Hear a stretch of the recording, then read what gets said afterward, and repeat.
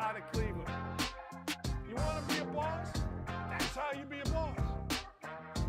I did. I made a mistake. Hey, good morning. It is a massive football Friday with a lot of college hoops dumped in. It is Don't At Me. Welcome. Get to the YouTube chat if you would like, but thank you for being here. We've got John Cohen, who is the athletic director that hired Hugh Freeze. Can't wait to talk to the athletic director at Auburn. The Gun Show is going to join us. My friend and former Hoosier, now going to be Big Ten Network broadcaster, Dane Fife is going to join us talking about Indiana, Kansas, what's going on in college hoops. We got some bets for you where it is. I'm making money. I made it last night. I'm making you money you do not want to miss. Let's first, ladies and gentlemen, boys and girls, let's get into this. I think we're going to play this game every day because I think this man gives us content every day. Can you tell us what the President of the United States, Joe Biden, means by this? Cisco Systems and Cyber Bastion, a diaspora-owned small business. Feel blame? Are you mad? Do you feel like wolves kebabs right friends? Get friends,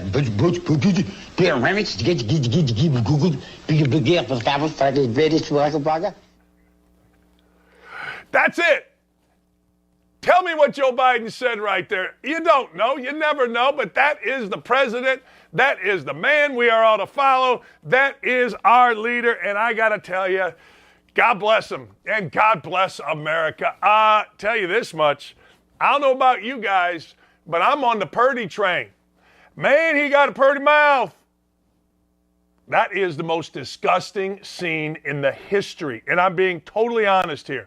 In the history of movies, that scene in Deliverance, I've only watched it once, I will never watch it again, is legitimately the worst. And I don't think that there's a second. I'm sure you could come up with a second. I'm sure the YouTube chat would.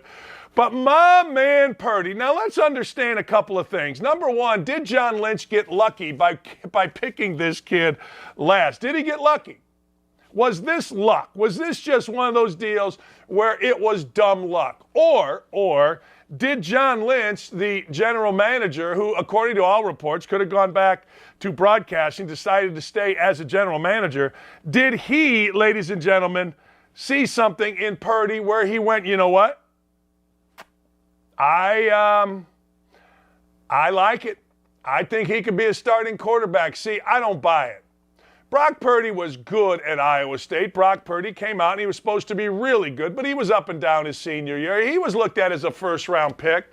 But I got to tell you, in my city and in probably your city, what does the general manager do? He searches, he hunts, he digs through the weeds for a quarterback, or, and this is where it really hurts you, he trades up for Mitchell Trubisky, bypassing Mahomes, bypassing Watson, or he gets screwed, or he's too chicken blank, or he's too afraid. Our guy here in Indy, Chris Ballard, said, hey, look, if I draft the wrong guy at quarterback, you all are going to run me out of town. Well, now that I'm no longer on talk radio in Indianapolis, nobody's going to run him out of town. He'll probably get an extension.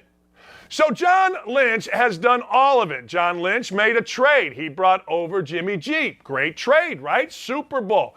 Almost another chance. But they didn't like Jimmy G.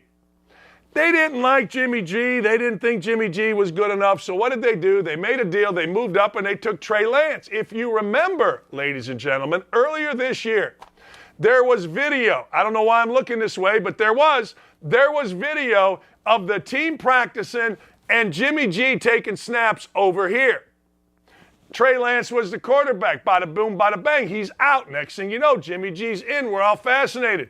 The Golden State Warriors cheerleaders all giddy. Run over to Jimmy G. He is the next George Clooney / Joe Namath / Joe Montana. He's it. He's the star. What is Brock Purdy doing during this time? Well, he's on the scout team. He's running the plays of the opponents. But apparently, Brock Purdy did something not a lot of guys do. He did not sulk. Apparently, Brock Purdy got himself ready for Freddie. He got himself ready for action. And when called upon, guess what? Brock Purdy, if nothing else, has solidified himself in the lore of not only the San Francisco 49ers, but in the lore of the NFL. Mr. Irrelevant, last pick in the draft. Next thing you know, he's leading a team that right now you can make the argument, and I will make the argument, that team, that defense, those weapons, even without Deebo Samuels yesterday, that's going to be a heck of a matchup if it comes to fruition with the Philadelphia Eagles. There's no debating, I don't think, that the Philadelphia Eagles are the best team in the NFC. There's no debating, I don't think, that Jalen Hurts is the most valuable player in the NFL, but there is a debate who's second in the NFC. I think that the Vikings are the worst 10-3 team in football. I like them. They win late. They seem to be tough. It didn't work out against the Lions. But the next best team, I got to tell you, seems to be Brock Purdy and the 49ers. Let's see. Brock Purdy last night. Oh, I don't know. He does what Brock Purdy did. At halftime, where the game was kind of sort of decided, not totally decided, but somewhat sort of, Brock Purdy was 12 of 16 for 96 yards and a touchdown. You know what? This isn't all Brock Purdy. I get it. And Brock Purdy got very, very, very, very lucky. Brock Purdy had an interception that should have been intercepted. He had a mistake right in the hands of a defender. It didn't. But you know what? Sometimes you got the golden horseshoe. Always said this about Urban Meyer. He's got the golden horseshoe right up his you-know-what. He's got it right there. And sometimes the golden horseshoe makes guys drop the ball. It just does. Joe Burrow last year, the free safety of the San Francisco 49ers, that kid Dart, right in his hands. The game was going to be over. It was a 10-point game. Who wins it goes to the Super Bowl. Joe Burrow throws it over the middle. The kid, the free safety Dart, has it, drops it. Joe Burrow takes him down for a touchdown, makes it 3, and you know the rest of the story. Joe Burrow ends up in the Super Bowl, and Jimmy G ends up as a backup. Joe Burrow, golden horseshoe. Brock Purdy, maybe right now, golden horseshoe. But I got to tell you, there's nothing to tell me that Brock Purdy isn't the real deal. And there's nothing to tell me that when you combine it with a fantastic coach, terrific weapons, and a running game with Christian McCaffrey, who went for 206 carries, 109 yards, and solidifies the whole thing, nothing tells me that this kid isn't going to continue to be successful. And that defense is bad, man.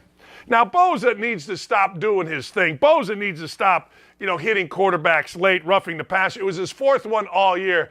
Credit Aaron Spielberg, my producer, for all of these notes. But anyway, long story short, I didn't know the 4th. I knew the roughing the passer.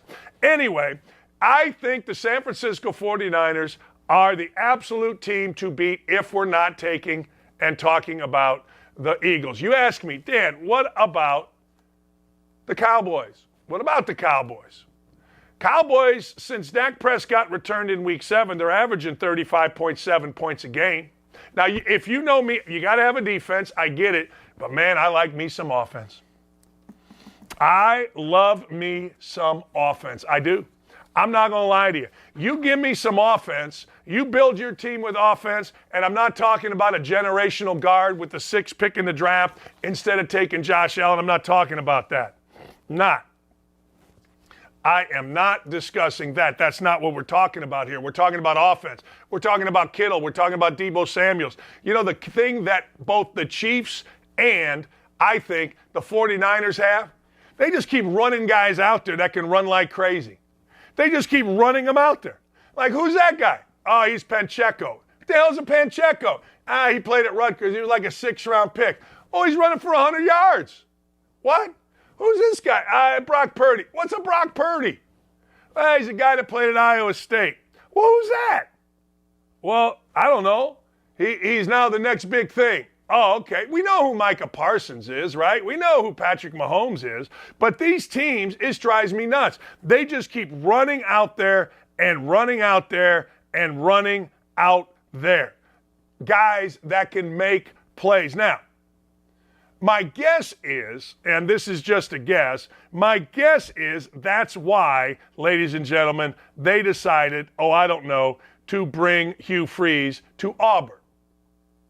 My guess is Hugh Freeze to Auburn is one of those deals where, hey, look, we're going to get playmakers, we're going to get people, we're going to get this going, and we're going to win some football games. That's my guess. Doesn't mean I'm right.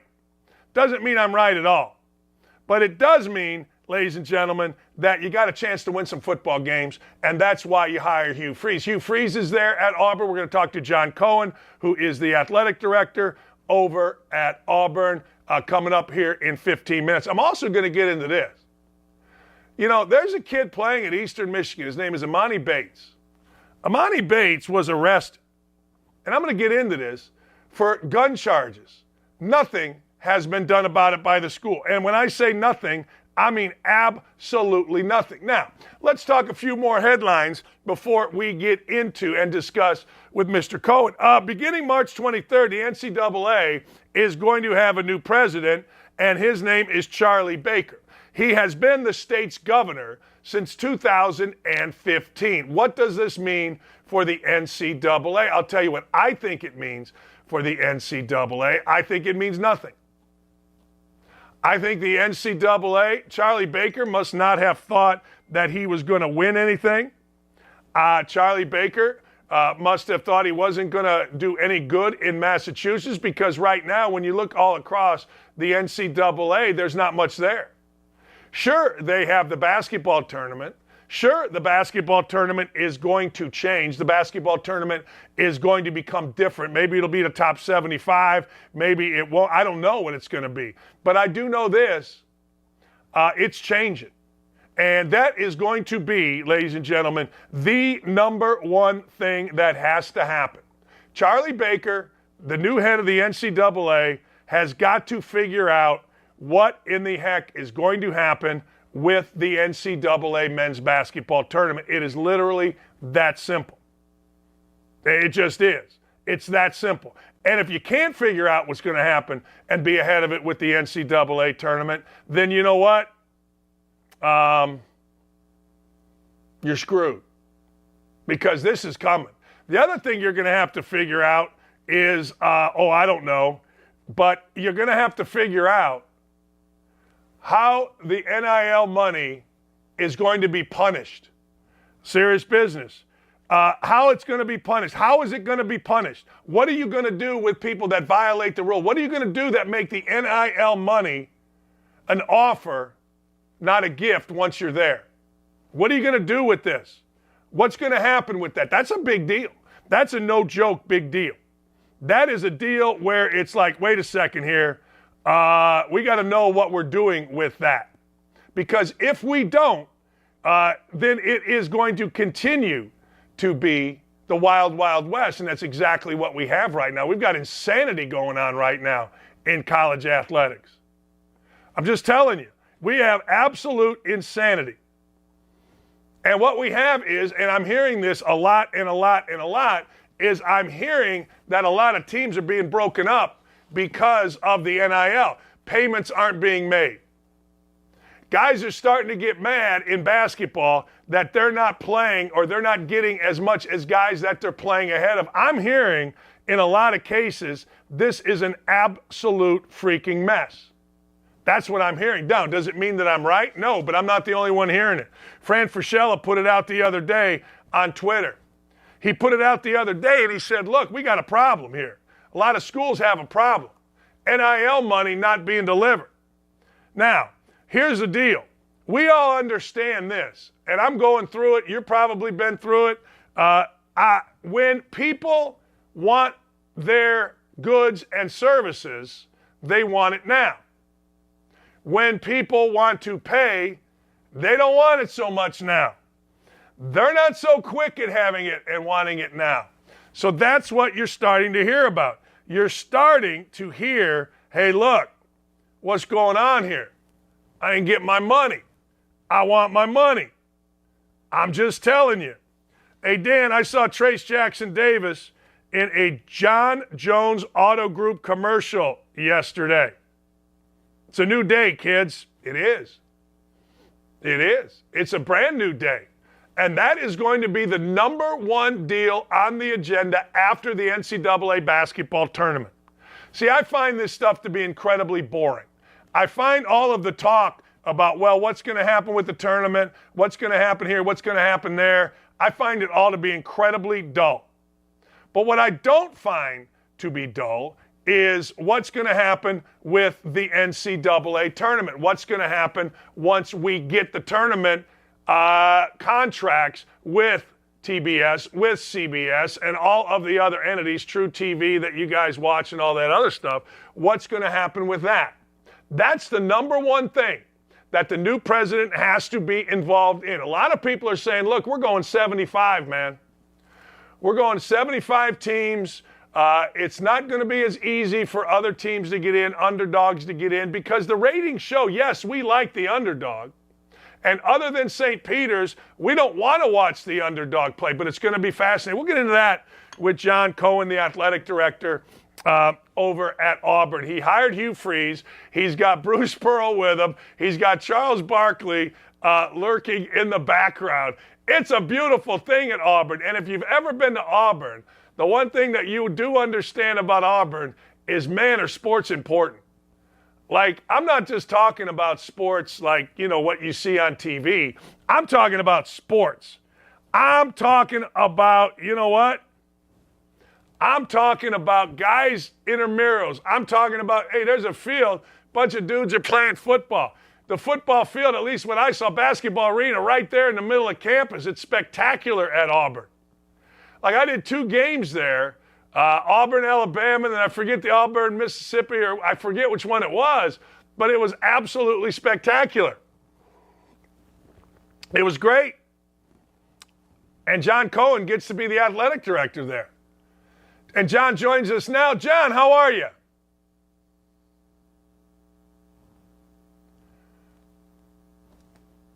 Hey, guys, I can't hear him. Hello? You got me? I don't know. Hello? Hey, John. Hey, Yeah. Gotcha. Gotcha. Hey, John, couple of things. Thoughts on Mike Leach? I know you hired Coach Leach.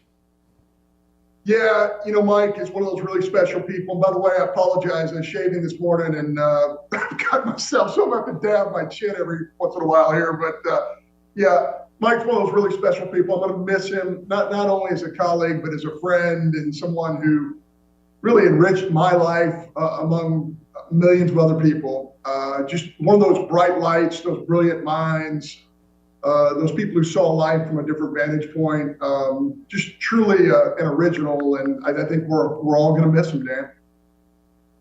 When you know, people always talk. I had a chance to hang out with him on a vacation with Urban and him and our wives, or my wife, Urban's wife, not Coach's. But what made him different as a football coach around the team? Not only, I know he's an innovative offensive guy, but why did his, I don't know if it's quirky or different personality, connect with all kinds of different kids? Yeah, I think then, and I think you would agree with this, kids, 18 to 22-year-old kids can sense, you know, if you're being one way around them, one way around the fans, one way around donors, one way around the administrators. Mike Leach is Mike Leach 24/7. He is the same guy all the time, incredibly consistent, and lived his life that way. I mean, again, all these stories have been told, but, you know, maybe the person who's cleaning up his office, he's going to have the same conversation with that person as if he's talking to the president of the university. Just a genuine article, just a real person, and student athletes can sense that, and I think they rallied around that with Mike. I always said one thing that 18 to 23-year-olds can spot is a fraud.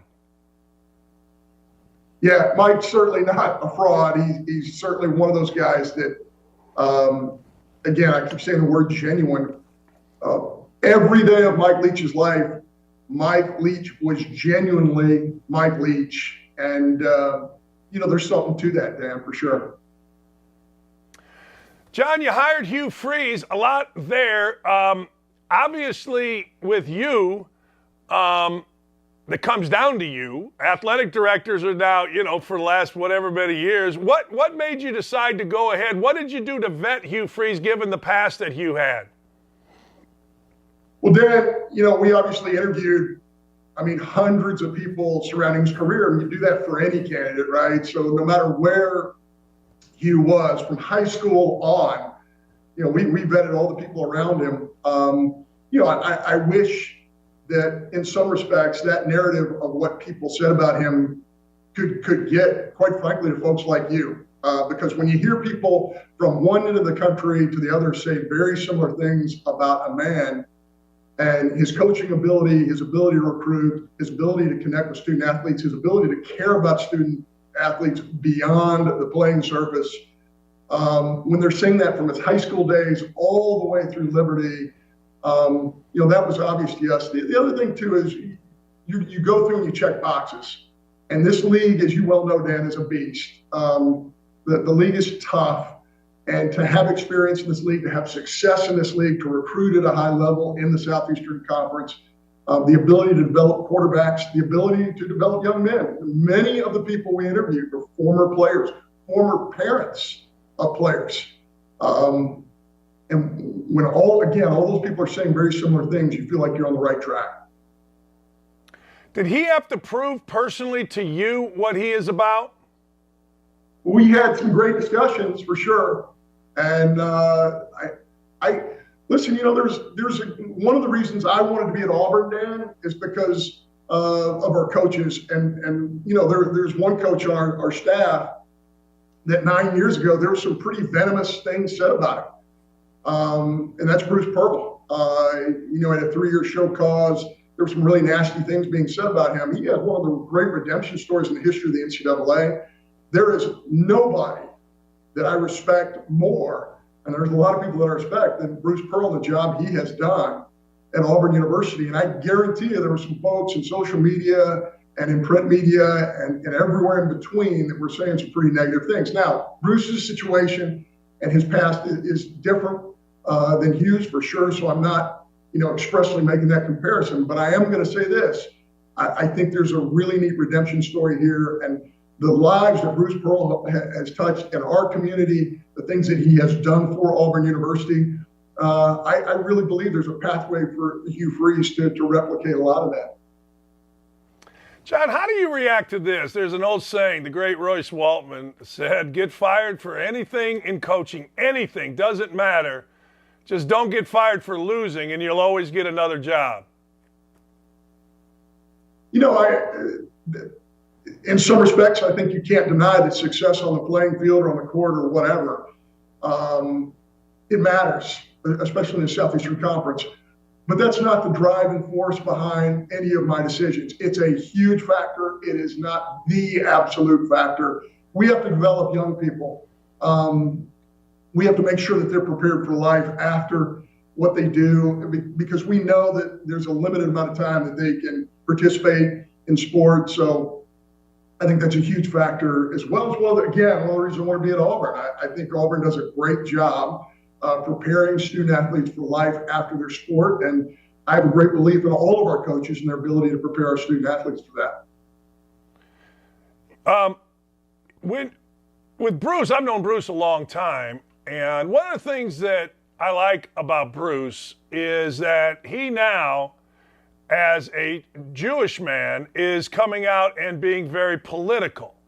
And I like that personally. I think that smart people that have interesting stances should speak, particularly in the climate that we're in. Is that any type of issue for you or Auburn?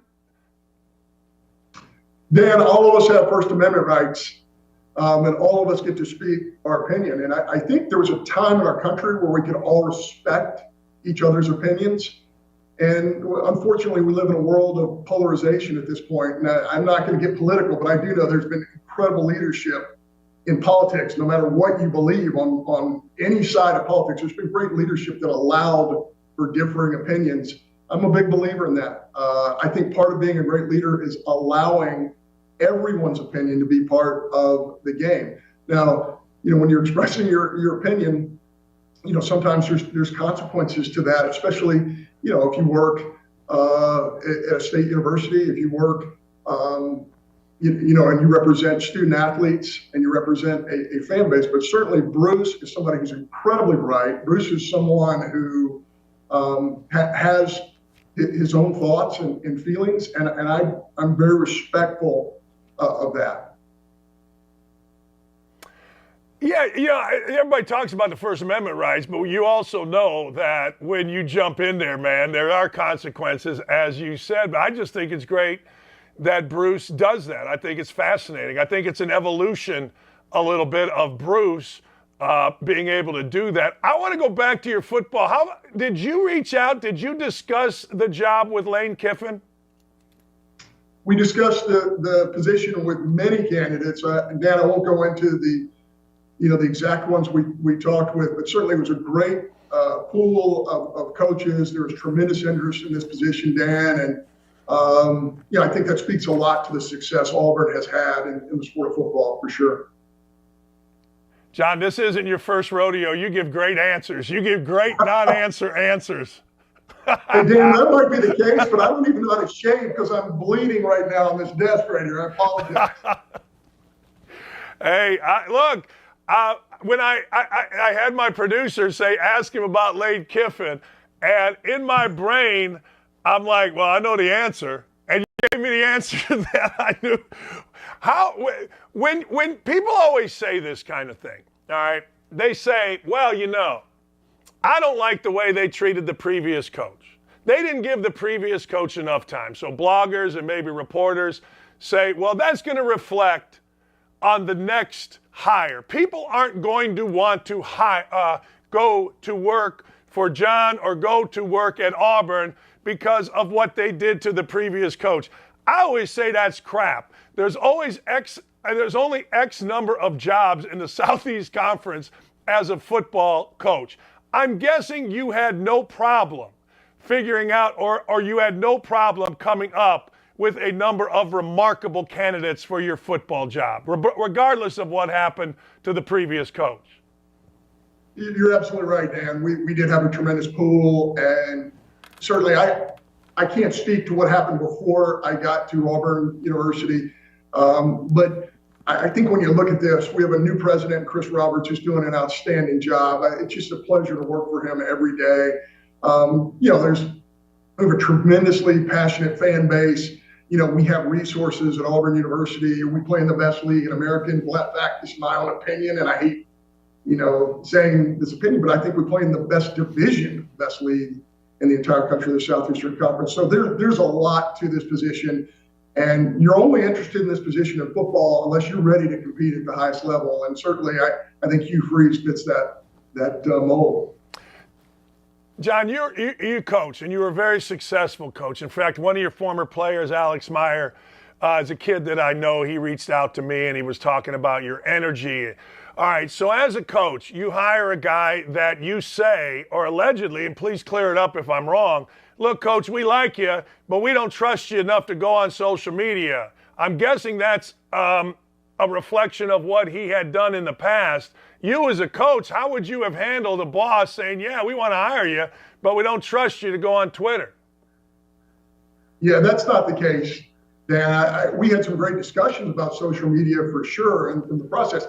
I think when you have any coaching candidate, you have to discuss social media, no matter who they are. And Hugh has said publicly that there have been some missteps. And I appreciate the fact that Hugh's willing to look in the mirror and have honest moments and move on and try to improve himself. I think one of the great things about Coach Freeze is Coach Freeze has a plan not only for his players, not only for this program, but for himself. He has a personal plan to move forward to, again, maybe redeem some missteps that he's had in the past. And I admire that. You brought up Coach Bruce Pearl. I think that's a great example as well. And that's what not only the great coaches, but the great leaders do. If there have been missteps in the past, you move forward, you learn from it, and you constantly educate yourself about the process. And I think that's exactly what he has done. I mean, I got to be honest with you here. Now, Bruce has done a great job, but he also had an assistant, Chuck Person, have to get out of coaching, get arrested on his staff. Now, I'm from the Bobby Knight School, and the world has changed, but I made one wrong phone call and I was going to get fired. So, I get the redemption in the basketball is great, John, but let's be honest. There's still that. Is Freeze allowed on campus, or is Freeze allowed to use social media? Yes, Dan, he is allowed to use social media. He does get input from his staff. And, messaging in 2022, I think we can all agree that messaging is very important. And he wants to use all the platforms available to talk about his football program and his vision for the future of Auburn football. So Hugh Freeze himself is allowed to have an account? Absolutely. Oh, well, that's different than the report. I mean, damn, I'm shocked that the media actually got that wrong. I'm stunned. You're stunned? I'm sorry. I'm not going to be allowed to be stunned about that, especially with what we live in. I'm stunned when they get it right, John. What are expectations? I mean, I've read enough about me to know that I'm a combination of Attila the Hun and Charles Manson. I'm like, wow, I just do a show. But what are expectations, for Hugh Freeze? Well, you mentioned it, toughest league in the country, toughest division in the country.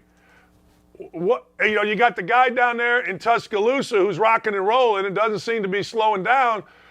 You guys, not you, but people got rid of a coach after a very short period. So what are the expectations for Coach Freeze? Obviously the situation that we're in at Auburn, the future looks very, very bright.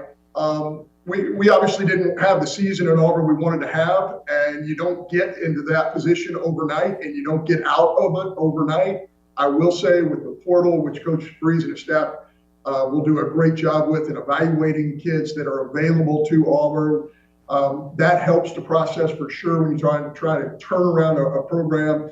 But I also have seen up close and personal Coach Freeze and the way he goes about recruiting and the way he can connect with families and coaches and recruits.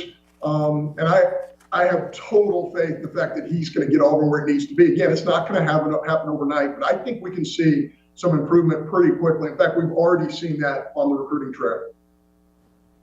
Hey, I want to just circle back. And by the way, I happen to read something. Paul Feinbaum likes the staff, so that's like the scepter being waved on your shoulders, right? I mean, that's like, wow.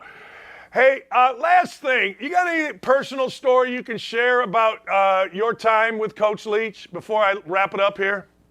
Yeah, I mentioned this before, Dan, and there's so many of them, but one of my favorite stories is Coach Leach loved the nickname, right? So we're doing a speaking engagement in Huntsville, Alabama, which is one of these great communities.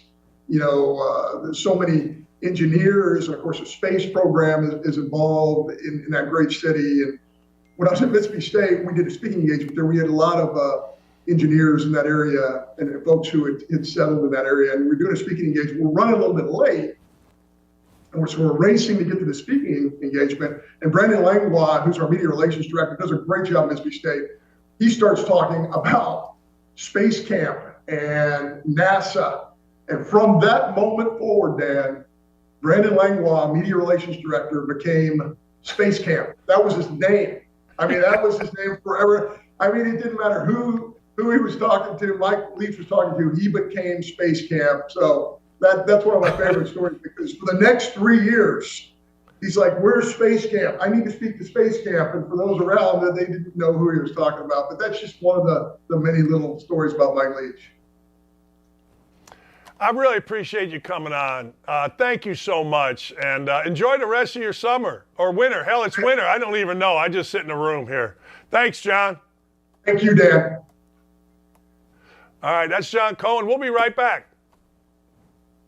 Isn't it crazy to have a coach like Mike Leach who was not afraid to say what was on his mind? It doesn't matter if it was post-game. It doesn't matter if it's a midweek conversation.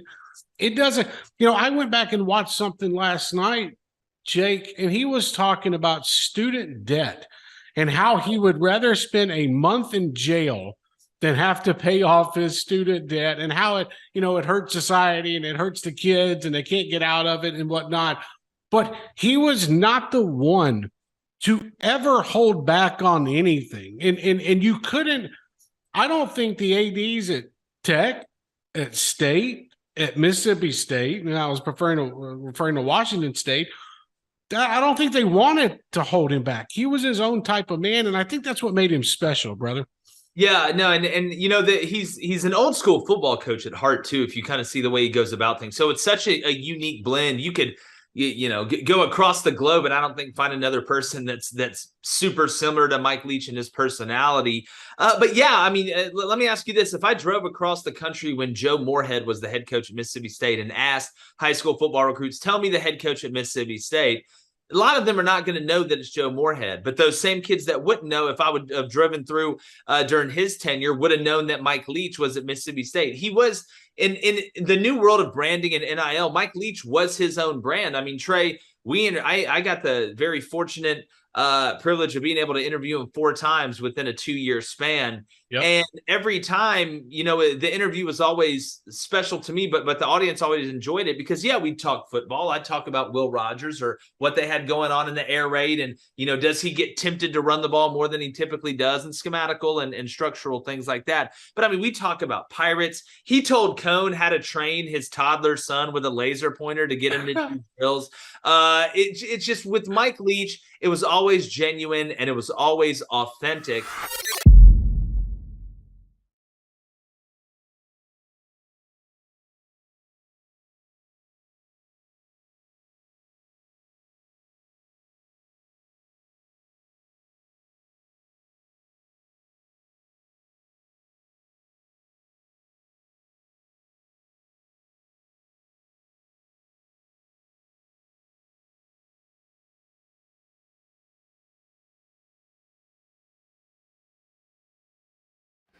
Guess who's back, back. Drew is back. Guess who's back, guess who's back. Drew Brees is back at Purdue. I'll give Drew Brees great credit. The All-Pro Hall of Fame quarterback has always been around Purdue. He has never, ever separated himself for Purdue. You see those guys that are on TV. We're going to introduce the offense now. Dan Dakich, St. Peter and Paul grade school. Shut up! That ain't the point. Drew Brees has given a ton of money to Purdue. Drew Brees has been on the sidelines for Purdue games when he's had a chance. You see on Instagram or on Twitter when Drew was on it. You know what you saw? You saw Drew Brees' kids dressed in Brees Purdue uniforms. Good for Drew Brees coming back to Purdue. And good for Purdue, let's be honest. Hey, the number one thing you can do as a coach right now that's starting a job is make a great first impression. And I got to tell you, between giving the Maccabee kid a scholarship yesterday and Drew Brees back with the program, I got to tell you, that's a hell of a first impression. Graham Harrell is coming to Purdue from West Virginia. Now, I don't know if Graham Harrell is great. At SC, they were in the top 20. They averaged like 30 a game in the Big 12 at West Virginia. But hey, let's go. When you're Purdue, I don't know. That's a good start for a new coach. That's a great start for a new coach. So good for Drew Brees. But here's the deal, and this is what you got to understand. The best wide receiver at Purdue is a guy named Charlie Jones. Charlie Jones opted out to go to the draft. You know who the quarterback is? Aiden O'Connell. Now, some people refer to him as AOC. I refuse. I will not refer to him as AOC. Are you kidding me?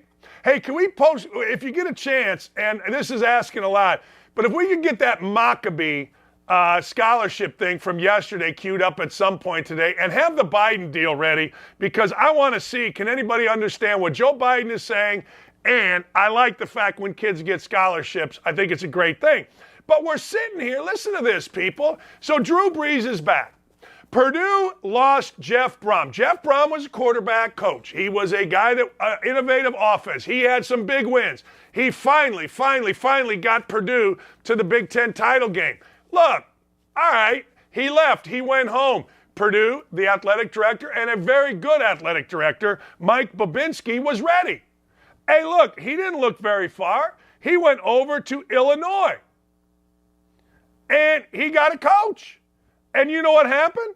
That coach made a hell of a first impression. Let's play the coach at his team meeting giving Devin Mockabee, the star running back, a scholarship. You know, first, where's Devin at? Yeah, Devin. What's up, man? Stand up, bro. So obviously, like, I played against y'all, right? When I found out he was a walk-on, I'm like, what the hell going on over there? So first order of business, I'm gonna pull rank right now, and you on scholarship, all right, dog? Yeah!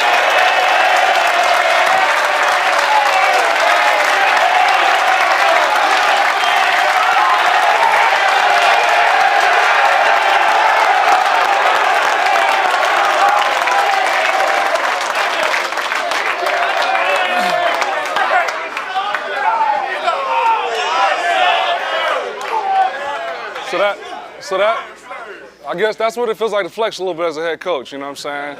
So congratulations, man. Couldn't be more happy for you. Yeah, see, now Mockabee, by all accounts, was a guy that wasn't on scholarship because his parents worked at Purdue. Now, look, I don't know, but what I do know is this. That's a good way to start things. Why? You get the whole team believing that you're for them. You get the whole team understanding that you, ladies and gentlemen, understand the team. Look, if you watch Purdue, and I know people don't really want to talk about Purdue football, but this is kind of fun, and this is kind of exciting that Ryan Walters coming over from Illinois. You know, hey, I love these kind of things. Let's play my sons from Michigan. You're not going to believe this is the first time you're watching us. Watch this one. This is my kid, my son. Yep. Sorry to bother you, Coach.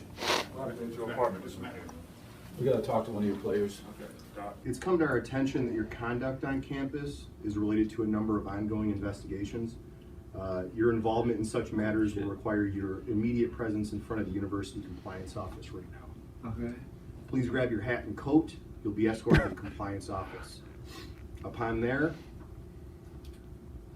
you'll sign the papers to be awarded a full men's basketball scholarship for the 2017 winter term at the University. Oh, man.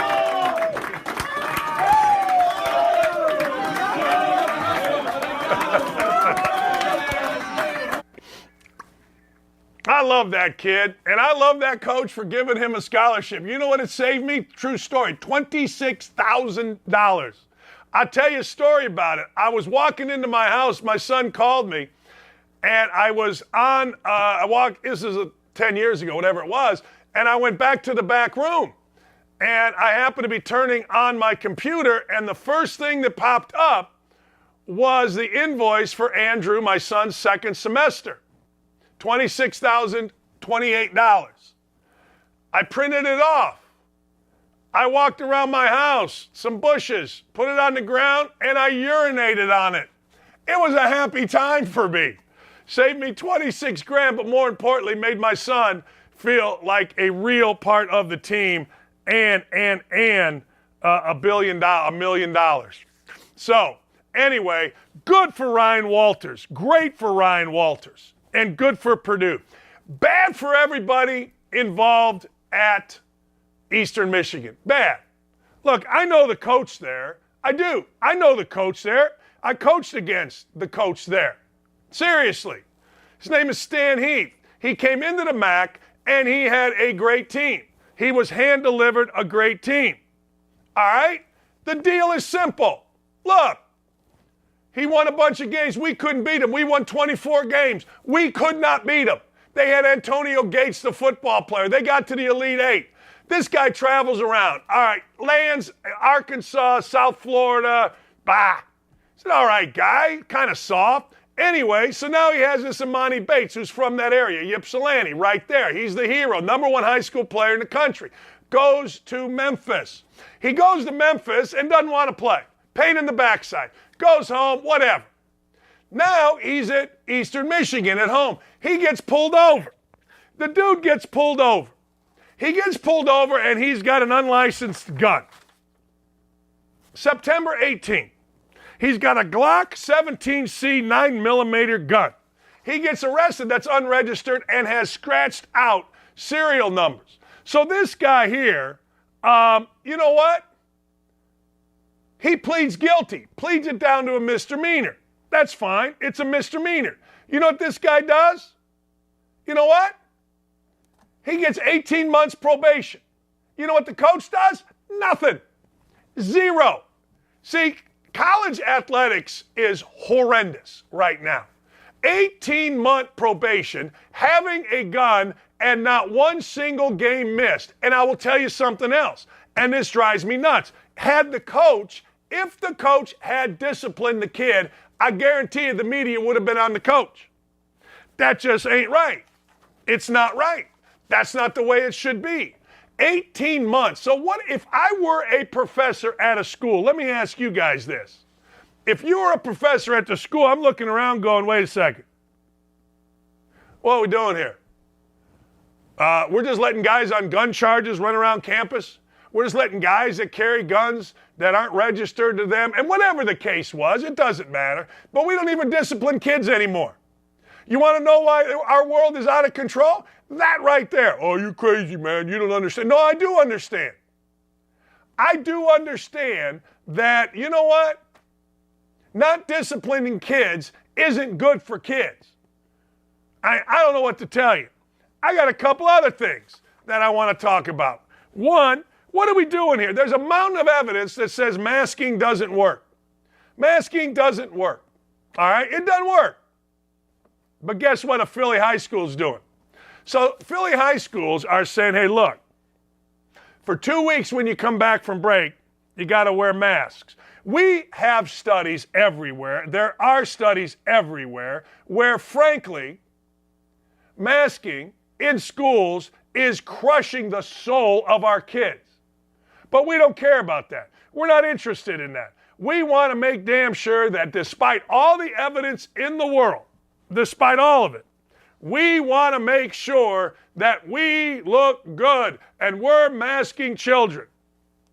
It's ridiculous. The world is ridiculous. Why don't we do things for the good of children? Why don't we do things that, I don't know, are for kids? We always only do things to hurt kids. Masking doesn't help kids. What are you talking about? Doesn't help them at all. So just stop. Just stop with the nonsense. This I like. I did not know this, but did you know that one time when I was a coach, I recruited a legally blind player to Indiana? His name was Lou Moore. True story. I told Coach Knight, don't recruit two kids. They're not good enough. A kid named Lou Moore and a kid named Richardson. Can't remember Richardson's first name. So what did Coach do? He recruited them both. Gave them both scholarships. True story. Lou Moore was from a junior college. I'm like, man, Lou Moore misses too many passes. He was an athletic 6'6" kid. Misses too many passes. So we had a normal physical, got his eyes checked. The bottom half of one of his eyes was black, dark, dead, no blood flow. True story. So you had to throw, I think you could see him low, but I don't think you could see him high. Some doctor could tell me it's been a while. So I've always been like, man, I'm a guy that told Knight not to recruit a blind guy, but he did. Well, guess what?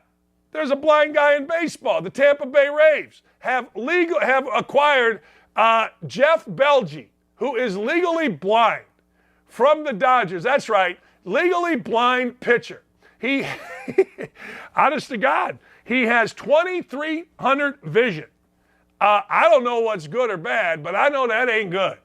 That ain't good at all. He got hit by a rock. A rock cut the cornea of his eye when he was 9, 2 surgeries, another injury to same eye when he was 17, had surgery. The vision is pretty much nothing, he said. He can only see colors and outlines of objects in his right eye. Well, all right. He's 6'5", had a 3-3 record, 32 innings in the Great Lakes High A League. He struck out 4 with no walks and 2 1/3 in the Great Lakes League in his debut. Anyway, he gets traded, and I am rooting for Jeff Belgie. I've always had good eyes until lately. Now my eyes stink. I don't know. They stinks. All right, let's move forward, shall we? By the way, I don't know if you saw this, but Draymond Green, Did you see where Draymond Green, and I'll talk to Dane Fife because he loves Draymond Green. Did you see that whole crap about Draymond Green saying that a fan threatened his life is turning out like the volleyball player at Duke? Police are saying it didn't happen. The guy's saying it didn't happen. Draymond Green just lies. Draymond Green reacts, acts stupid, and totally understands that he can get away with any lie that he could possibly get away with. Draymond Green was one of my favorites. He was. But he is full of crap. He's full of crap. He's always been full of crap. And you know what? He knows he can get away with it. Because he knows everybody that comes at him, he's going to call him racist, or he's going to call him ist, or he's going to come back at him in some way that is another lie, but he's going to get the support of all the clowns because all the clowns are afraid of the truth. He's a damn fool. He's a fool, and I don't want to hear it. He's always been a fool. He is a fool, and I like him. I like him as a player, but you just can't keep doing this crap and then start complaining about people and lying about people. That's a fool. That's a dumbass. That's a fool. And I don't care what anybody says. Did you also see this? The commissioner of the NBA, and I'm going to get into this with my man Guns here. The commissioner of the NBA says we need more African-American coaches because the number of coaches by percentage doesn't fit the number of players by percentage. Fine. But you know what Adam Silver, the wokest of the woke, actually the worst of all commissioners, said? He also said we need more female coaches. So why? There's no female players. So if the logic is we need more African-American coaches because we got this many African-American players, well, by logic, you need no female coaches because there's no female players. Am I right or am I wrong? You tell me. I think I'm right. And I'm looking at this on the YouTube chat, and I don't know if they think I'm right. But I don't know. Jody Shelton says, my wife carries a Glock 43 times, and I'm thinking of moving her to a hammerless revolver. You guys are serious about it. All I'm saying is this. Just shut up, NBA. I've had enough of the NBA. Ah, dang, they drive me nuts. I love it. I watch it. I ain't mad at the players, and you can yell racism at me all you want, but I treat everybody the same. If you're being a jackass and you're the commissioner, then you're a jackass. If you're being a jackass and you're Draymond Green, then you're being a jackass. I don't want to hear it. Bobby Petrino has a new job. Remember Bobby Petrino? Bobby Petrino is at Missouri State, and Bobby Petrino has done a nice job there. He's taken Missouri State to the playoffs 2 of the last 3 years. Bobby Petrino, before that, Bobby Petrino, ladies and gentlemen, Missouri State hadn't been to the playoffs since 1990. He's a good coach. You know the old saying, right? And I asked John Cohen this, get fired for anything, it does not matter except what? Say it with me, brothers. Losing. Hey, you can be having an affair with an employee on your campus, get fired, but somebody will hire you because they know you'll win. You can be, I don't know, calling escorts, lie about it, get in the DMs of young women, get in the DMs of media guys, and guess what? If you win enough, you'll be at Auburn. It's beautiful. The great Royce Waltman, I don't think he's great, but he's dead, so we'll say great, said it. You can get fired for anything except losing. Period. Dan, if a woman is good, she can coach in the NBA. Men coach women, college basketball, and WNBA. What's the difference? Didn't say they couldn't, Mark. Didn't say they couldn't. Had nothing about that, Mark Cohen. Nothing. What I said was the logic of having to have more African-American coaches because there's African-American players. Well, if you use the same logic and say we got to have more women coaches, well, you don't have any women players. That's what I'm talking about, Mark Cohen. It ain't that hard, dummy. It ain't that hard, dummy. So, anyway, that's the deal. And I don't want to hear about it. All right, this is weird. And by the way, just keep hitting like and tell your friends to come to the YouTube chat. This is getting weird. All right, this is weird. You know, Sean Miller was the basketball coach at Arizona. Sean Miller had an assistant coach go to jail. Sean Miller got fired. Sean Miller just got a new job at Xavier. Sean Miller just got exonerated. Now, it's really interesting. It really is. Somehow, some way, this is mafia type. This is absolute, you're not going to get to the Don. You can get to others, but you ain't getting to the Don. You get to the capos. You get to the guys below me. You get to these, you ain't getting to me. The only way you're getting to me is if you go John Gotti, Paul Castellano, which is you shoot them outside the steak place. But in terms of conviction, you ain't getting to me. Former Arizona coach Sean Miller avoided all sanctions, all of them. Book Richardson, an assistant under Miller at Arizona, received a 10-year show cause, which means he can't coach again unless a team that wants to hire him has to show a good reason to hire him. He was arrested. He served a 3-month federal prison sentence. He pled guilty in 19. He accepted supposedly $20,000 in bribes to influence Arizona players to hire agent Christian Dawkins. On a videotape, he basically told DeAndre Ayton to go with Dawkins and gave him $10,000. All right.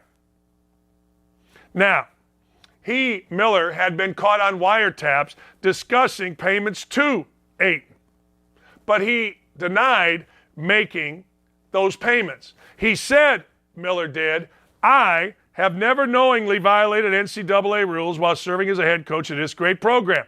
Mark Phelps is another guy. He was an assistant. He got a 2-year show cause. They suspended him and then fired him. He was accused of seeking fraudulent academic transcripts for Arizona recruits. He was also accused, Phelps was, of asking a player to lie about receiving impermissible payments. So Arizona, $5,000 fine, 1 scholarship reduction, 7-week ban on recruiting this summer. Probation 3 years, that's it. Miller, scot-free. So look, I was a head coach for 10 years. Then I went with a guy named Calvin Sampson to Indiana. I get there, and about 6 weeks into my stay, I find out that Indiana is under investigation because of the idiot that is Calvin Sampson and his other idiot that is Rob Senderoff. I'm like, what are you idiots doing? Sampson was already on probation. Long story short, Sampson got hit with a little show cause. They gave him $750 to go away, but they fired Senderoff. Man, Urban sent me a text the other day. Bill Self wins a national championship. These guys are still coaching. I just simply said to him, very simply, college basketball is the mafia. You never get the Don, baby. They never get the Don unless you go Castellano, out front of the steak place, Gotti and his boys in a drive-up. Other than that, you ain't getting to the Don. We'll talk college basketball with the great Dane Fife next. Let's go. Indiana takes on Kansas. It's a big weekend. Also, Dane's a Michigan kid. Grew up in Michigan. Can Michigan win the national championship? By the way, Dane was an All-American football player in high school. Be right back. Yeah, I think because things, transitioned from that regime side to that fundamentalist side. So we also had to change some of our tactics and our procedures and everything else and how we did things to cope with these guys, because they were coming up with some ingenious ways of doing things along the line as well, with some of the IEDs, some of the, the booby trapping the houses, things like that, using the cell phones to call to detonate everything. So it became, I think, as much as you say, more violent in that way, because with the regime guys too, we knew that there was the end state was trying to get Saddam, so that we needed intel as well. We needed to gather that intelligence. There was only so much that was there from previous, just historical data. Then we had to actually make it real intel and workable intel. But with the fundamentalists, if you gave them a chance to vote, and we'd say vote based off, okay, does this guy want to is he going to go along with the capture, or is he wanting to fight? And then let's see who wins. They would rather fight than do anything. There was, so many times guys would detonate suicide vests, because it's like, well, they're not going to take me, clack themselves off, thinking they're killing, other folks around them. But they just, I don't know, they just were different folks, and it was like we had to get more violent in a way, because again, we were going after intel and doing things, and our procedures and everything on the battlefield just had to kind of adjust, just like they were doing. That's crazy. I truly cannot imagine. And I was in college. I started college in 2010. So I was in high school when things were getting kind of real bad in the 06, 07 era. And I remember people would always talk about do we really need to be fighting these guys? Are they really that bad? And I'm like, this Zarqawi guy is literally chopping people's heads off, right? And don't think it stops there. Like, if this guy could, he'd chop all of our heads off too. Fortunately, they dropped a couple bombs on him, I believe, if I recall correctly. So now I want to get into some comparing and contrasting.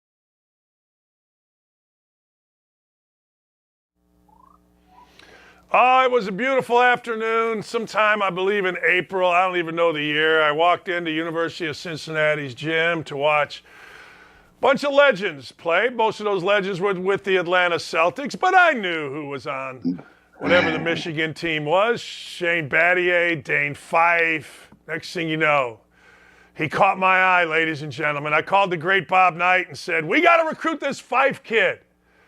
And he's like, I know, and he wants to come. I know his dad, Dan, former captain at Michigan. His brother, Dugan, at Michigan, captain of the Fab Five. Dane joins us now after, ladies and gentlemen, Dane Fife's stellar career, upholding the legend of Isaiah Thomas, Eric Scher, Todd Jadlow, at number 11. Randall L. Who? Oh, Randall L., yeah. The great Dane Fife. All right, Coach, you helped put this Indiana team together. Indiana goes to Kansas. We're going to talk some college hoops. Can Indiana win a road game in an environment like Fog Allen with this crew? First of all, I've never been in the Fog. I hear it's pretty special, Coach. The Fog. Pretty good. And to answer your question, I think the Hoosiers absolutely can go into the Fog and get that W. I'm confident they are going to get the W. Should I reveal my score right now or not? I want you to reveal why you're confident that they're going to get the W, because it's everybody can say they're going to get the W, but it's the why are they going to get a W. How can Indiana go in there when they haven't shown much, not much, in terms of, playing on the road? What do they got to do to go get the W as you're predicting? Well, I really don't. The road doesn't really concern me. I think there's two kinds of players, and we have the right kind of players that will shine on the road, because I've seen it happen in certain respects. They now have the NCAA tournament W under their belt. So guys like Race and Trace and Axe understand the kind of environment they're going into. But I think Indiana has an absolute advantage with Trace. Trace Jackson Davis is dominant, and I'm not sure who's going to guard him at Kansas. I know they're going to post double, but Trace has seen doubles his whole career, and it's nothing different. And I think their defense people don't understand, and I know that it's really hard to detect from the naked fan eye, but Race and Trace are so dominant inside. And I know Arizona, we can bring up Arizona. That's fine. But let's talk about their body of work. They're so dominant inside in situations like this. And I think that Kansas, it's a great matchup for Indiana. I think they're both a good matchup for each other. And by the way, did you hear Bill Self call Indiana a blue blood? Well, Bill Self understands history, yes. I mean, he understands that, of course, it's a blue blood. I mean, Twitter has too many Purdue people on it. Well, the last thing I'd say with why Indiana's going to win is their bench. Indiana has a bench. Listening to Bill Self yesterday, he said, we don't need a little work. This is paraphrasing, or I don't want to put words in Coach Self's mouth, but he essentially said they need a lot of work on their bench. And they're young. They've got new faces. I think Indiana, you can see a lot of Jordan Geronimo tomorrow against Jalen Wilson. I expect that. Jalen Hood-Schifino, whether he plays or not, I think Indiana, the key word there is rhythm. When you think of their offense, they have to get in a rhythm and get used to playing without Jalen Hood-Schifino, just like they had to get into a rhythm which I thought they were playing with Jalen Hood-Schifino. What is your perception of Bill Self and Kansas's program? You know, when I was at Michigan State, we played Kansas several times. We played Kansas, Miles Bridges, Joshua Langford, Cassius Winston, Nick Ward, that great group we had against Josh Jackson. We played Kansas in the NCAA tournament. And I won't forget, we had them on the ropes kind of mid-second half. And Bill Self, out of nowhere, he called a timeout. There was a TV timeout, and I think it was at the 12-minute mark. And I looked at Kansas, and they were exhausted. And we went to TV timeout. And then, like 30 seconds later, and I might have this a little bit wrong, he calls another timeout, just kind of random. There wasn't much of a reason to call it. So then it went to another TV timeout because the first timeout of the second half goes to a TV timeout. Yeah. So it gave Kansas, it was another long timeout. And the NCAA tournament, they're extra long. And what I sat there and thought, why would he do that? And then I said, what a genius. EJ just gave Kansas essentially a 10-minute break. And I'll be danged, Coach. They came out and popped us after that. And I thought, this dude really can coach. And that's a semantic, that's a little thing, but it was a huge thing. And you only get that over experience. But I don't think there's too many guys, X's and O's, basketball coaches in the country better than Bill Self. And talk about the great player. Go ahead. No, what do you think of Indiana in the same vein? Mike Woodson and the job he's doing. Well, I think Coach Woodson's done a good job making the adjustment. It's a hard adjustment going from NBA to college. There's not a lot of guys that succeed. I mean, I'm sure there's one or two that really have success, but it's a hard adjustment. It's a different lifestyle. It's a different playing style. You're getting generally kids, not men. And what you have is at the NBA, at least you have older veterans instead of 21, 22-year-olds leading younger kids. Right now you have essentially, you're the adult and you have to lead the kids by and large. You're taking what their parents gave you and you're trying to build on it. They're not men yet. And it's our responsibility to make them men. So there's that adjustment of, okay, if I'm the new coach, I've got, all right, I can really impact this young man's life, and it's on me. And I think so. That's an adjustment. It's a major time adjustment. But I think what Coach Woodson's done is he's got really good players. He's got incredible players. They're just incredible kids too. They're really good players, and they're good kids. And I think what he's done is he's really worked to get his system in play. and he's done a nice job of that. When you look, I think they have as talented a team as there is in the country. I haven't seen, you mentioned Jordan Geronimo. I haven't seen much out of him. I've been disappointed in him. Yeah. Well, I talked about the rhythm. I think they're still trying to work in the flow of Malik Renew. You've got Race Thompson. Jordan played the 4 for us all last year. Jordan Geronimo played the 4 spot. There was talk of him playing some 3 spot. I still think 4 is his best spot.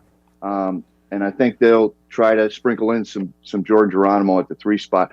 But I think they're still trying to iron out some players. And it's really hard. It's hard to play. I look at Kansas.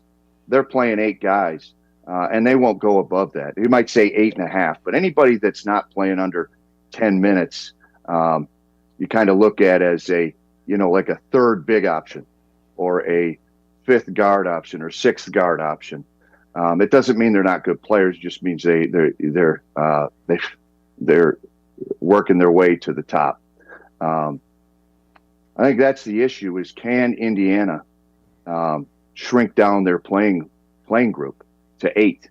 Because once you really get past 8, it's tough, and there's not many teams that win big. I mean, you look at Coach K. Coach K would play 6 guys. Kansas is playing 8. They may end up playing 7 when it's all said and done. It's hard to have a playing group of 9 and 10. All right, Indiana Did I come close to answer your question? No, you did a really good job. You did a spectacular. I fell asleep in the middle of it, but it was good. I mean, I'm old. Am I too long-winded? Do I need to settle it? Do I need to shorten my answers? I'd be happy to. No. You know what? There is a saying in broadcasting: stop at the period. You know what? Let's make this a. I'm going to ambush you here for a minute. You ready? You know what? Bring it. Bring it. Do you regret leaving Michigan State and going back to Indiana? That's a great question. I'm sure you knew that. I don't have to stroke your ego, but I think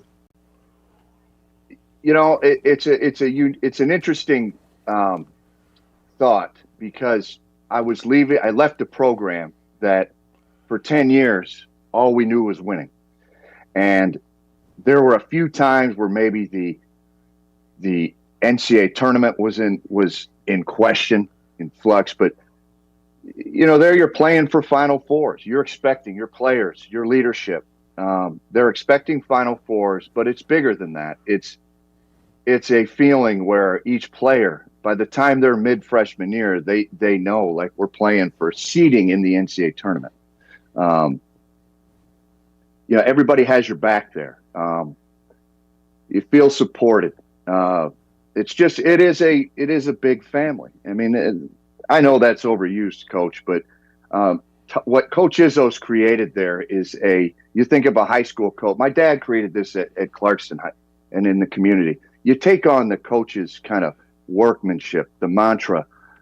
It was a community feel where everybody, at least in the sports community, you kind of felt that community sense of we got each other's back, and that's a good, safe feeling. Now, when I thought about coming to IU, and when I felt like, look, I'm coming home. I am coming to family, and I still feel that way. But I knew there was work to do. This is a program that it was in trouble, and I knew there was work to do. And I thought, I'm coming to play for someone, and Tim Garl's still here. Larry Rink's still here. Those guys in the program, the doctor and the trainer. I'm coming home to family, and so from that sense, I thought this, and then I'll finish. Stop at the period. I felt this. I felt like, you know what? If this basketball thing doesn't work out, worst case scenario, we don't win, we get fired. That's the way it works, right? And I said, if we don't win, we get fired. What? You know what? I may just retire in Bloomington. I said it. I said I plan on dying here in Bloomington, and just to collect a small check, I'll run around the state. I'll run around the country and toot the IU horn, and that's what I still plan to do. But I'm 43.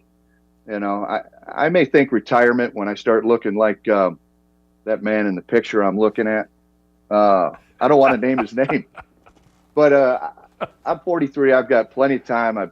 My girls are young. They want to see me get back out there coaching, or at least in the field of work, and make sure their college tuition's paid for.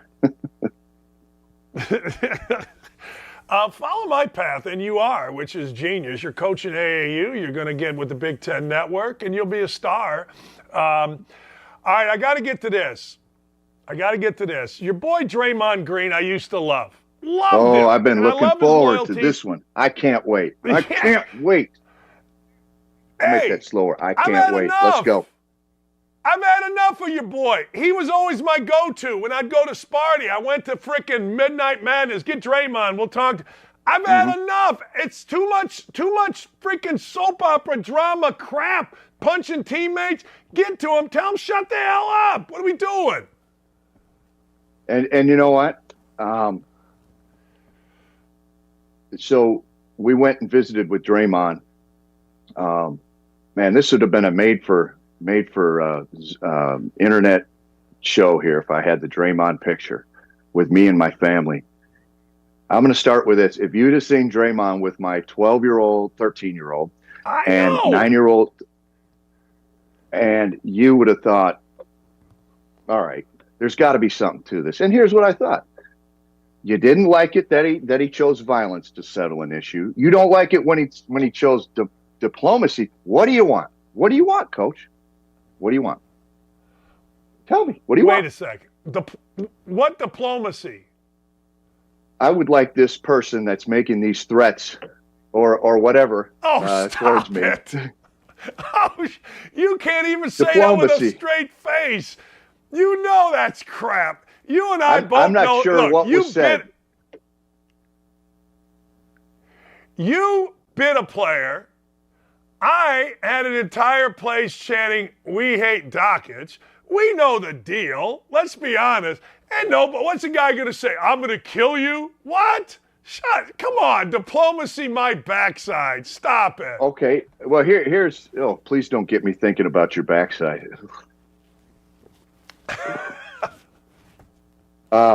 So my point is, what do you normally? I mean, maybe he'd run in the stands and just punch the guy. I mean, right? Is that the level? Is that the line? How about being a great player, a great leader, a fantastic personality? Don't punch your teammate out. I mean, that doesn't seem.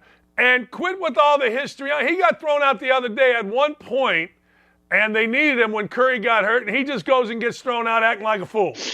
How about don't do that and just be a Hall of Fame player? See, I didn't look at the throwout as, he hurt his team. I looked at it as, oh, no, my girls aren't going to get back in the locker room. He's not going to want to visit with us after the game. Right. But look, here's the thing. Right. I mean, to talk about the fights, Coach, I was talking about it last night with a group of people at Buffalo's, enjoying my wings. I don't understand the thought that fights don't happen in practice. And I'm not condoning them. I mean, I can remember A.J. Moye and we came to blows in a pickup game.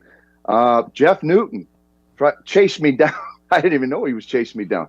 And I started every one of them. But this one got caught on camera, and I don't condone it. It was wrong what Draymond did. But fights happen in practice. We got to quit acting like they don't. And I don't think that's your issue. I think your issue is maybe more of some potential hypocrisy going on. But I can't imagine, honestly, because not only has the world changed outside of it, but it's changed in the arena. I mean, you go to a sporting event now, Coach, the things that are said to these guys, I don't know how you can take it every night without some type of response. I enjoy the responses. I enjoy, just killing somebody with kindness. I enjoy. Okay, you don't think I'll make this next shot? Bam. Okay, give me my $5.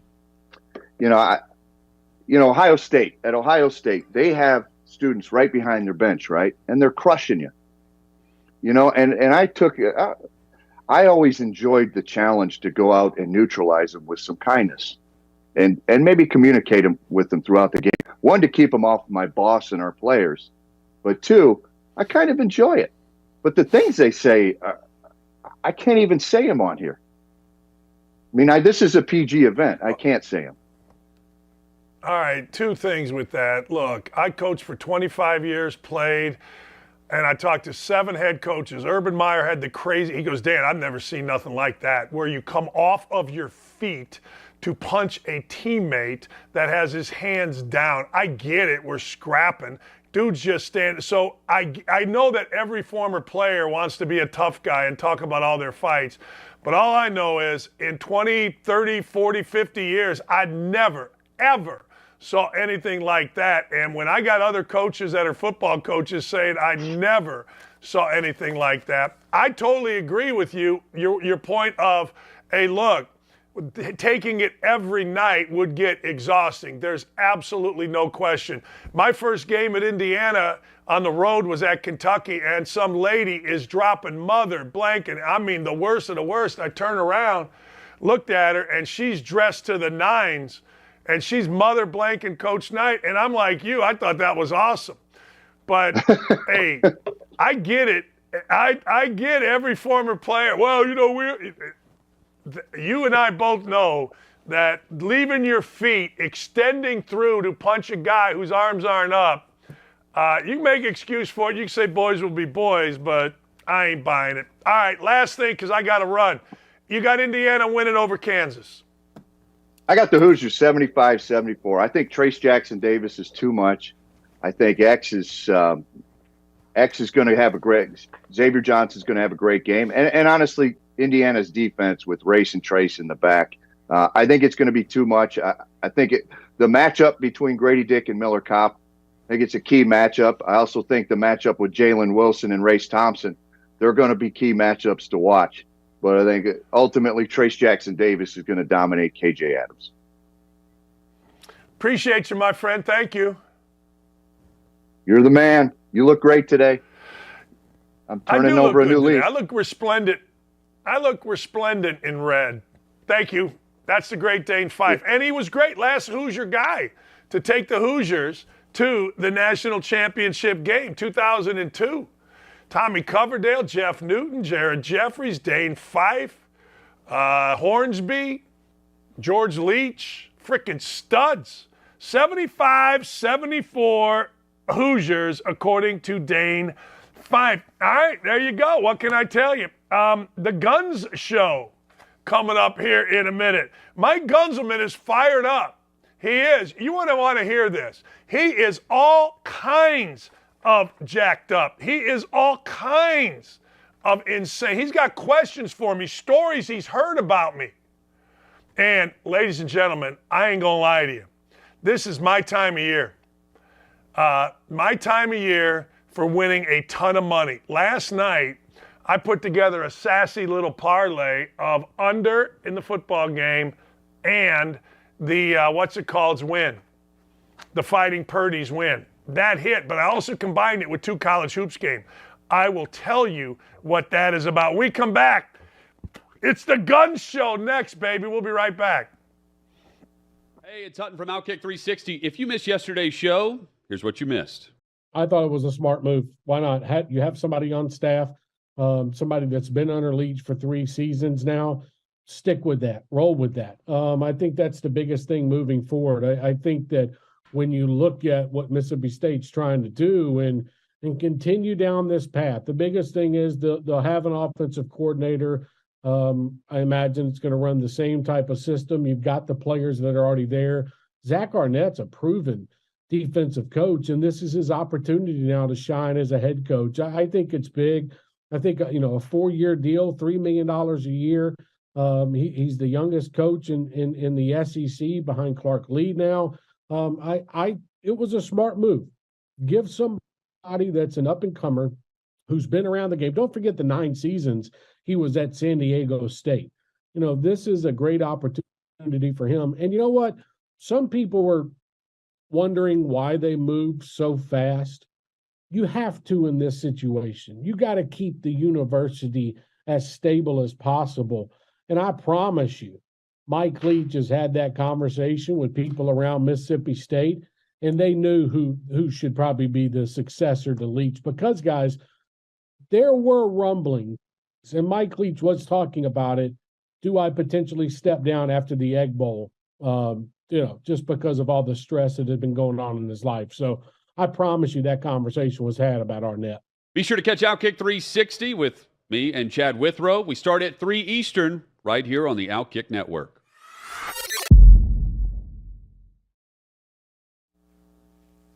Yeah, we got about 5 minutes. Let's do them here if you can call them up.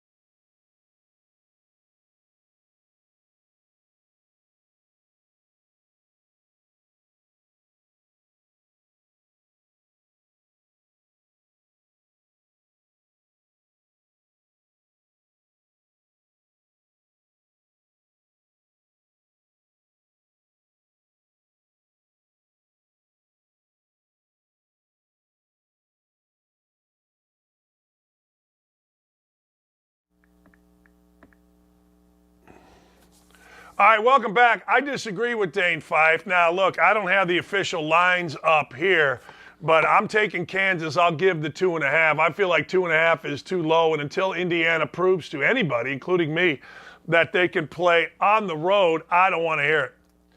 Indiana needs a big win over a good team. That's the game. I think it's ESPN2 coming up noon tomorrow.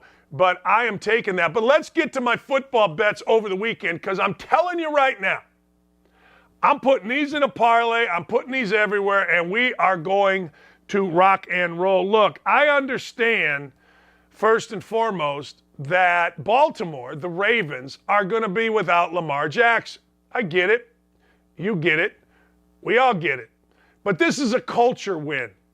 This is a culture win. I'm going to take the Ravens +3 over the Browns. Now, I'm not telling you that Deshaun Watson isn't any good. Deshaun Watson is fine. Deshaun Watson is good. Deshaun Watson, he's fine. But this is a culture win. This is one of those games where Tyler Huntley comes in and you're like, man, because he's done it before. You're like, wow, he's not Lamar Jackson, but he's pretty daggone good. And there are a lot of us, ladies and gentlemen, that would not mind seeing Tyler Huntley behind center with the Colts, although I think the Colts should draft a young quarterback. Speaking of the Colts, Colts are out of the playoff hunt. The line is 3.5. It's down from 4. I'm going to take the Vikings at home against the Colts. Colts stink, or sometimes they're pretty good. Colts defense is pretty good. That offense is horrible, and I don't think sitting on it for 2 weeks with Jeff Saturday talking about himself all the time, which is exactly what Jeff Saturday constantly does. He did a press conference the other day, and all he did was say, I, me, I, me, I. And I got tired of him. I did. Look, I may move that down to 3. In fact, my official bet on that will be -3. That's a lock. Colts stink. They're not kind of bad. The Colts stink. I'm tired of Saturday talking. I'm tired of hearing his name. He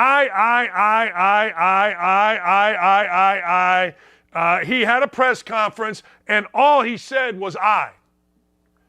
I mean, honest to God. And all he said, I this, I that, I did. No. When you're the interim coach, you've got to say we. All he talked about was himself. I mean, and these idiots here in Indianapolis, they're not going to understand it. But the truth of the matter is, I ain't into him. I've had enough. He's one of them fake religious guys. You know those fake religious guys, the guys that you got to walk out and you got in your back pocket. You know, you got to make sure you got your wallet. What, we had a meeting. That's what I think Saturday is. All right, this next one, and I don't know if I can even believe this, but Carolina is actually playing for something. Carolina has a chance, ladies and gentlemen, a chance to make the playoffs. The Steelers stink. And I remember I told you this before the season started.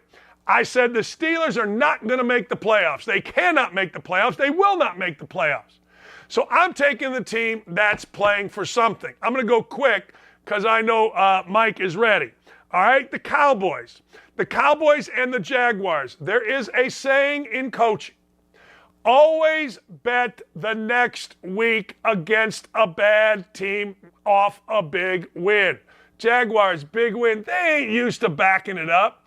Cowboys playing for something. And I'm taking Argentina on the money line. I don't even know what it is. I don't care what it is. I don't want to look. Because what will happen is if I take Argentina on the money line and it's too big, I won't do it. I'm just taking them. I watched all of this. I watched the other day, France, they should have got beat by Morocco. Morocco had more chances, looked like the better team, couldn't get the ball in the net.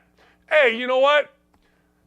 If a dog didn't stop to take a dump, he'd have caught the rabbit. So ifs don't matter. Ladies and gentlemen, he is the Guns Show. G-U-N-Z Show. All right, bring it, big boy.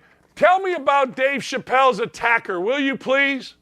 This is great to be here. As always, Dan, on a Friday. Let's go, everybody. Come on now. Best way to wake up. Let's go. Double D coming at you. All right, so here we go. So Dave Chappelle, you might recall, it was just a couple months ago, about in May. He was on stage performing. Hollywood Bowl, California, sold-out audience. And all of a sudden, somebody hopped over the barricade, hopped onto the theater stage, ran at him, and pretty much was able to kind of take him down or whatnot. Eventually, security was able to subdue this guy. He had a fake gun. Thank God it was fake, but also had a knife. He had a knife on him. So we find out now that the guy was sentenced yesterday, and I'm shocked. I'm shocked that California even sentenced this guy based on everything we know about California. But upon further review, as I delved into it, man, is the fact that he's only going to serve 270 days in jail. This guy, okay? 270 days. He was charged with like 10 different things. It got down to 2 that they eventually went with him. But are you aware, Dan? Because I wasn't. This person shouldn't have even been on the streets to begin with. Last year, he was charged with attempted murder for stabbing his roommate. And this is crazy to me because what happens if, God forbid, he actually hurt Dave Chappelle or even worse? What was the excuse going to be then? Like, could you imagine, like, why was he even out there? He already had an attempted murder charge for stabbing somebody. Then he goes out there and he attacks Dave Chappelle. So it's just another example of, what were they? Were they going to be shocked? Like, oh, we didn't see this coming? It was right there on your plate.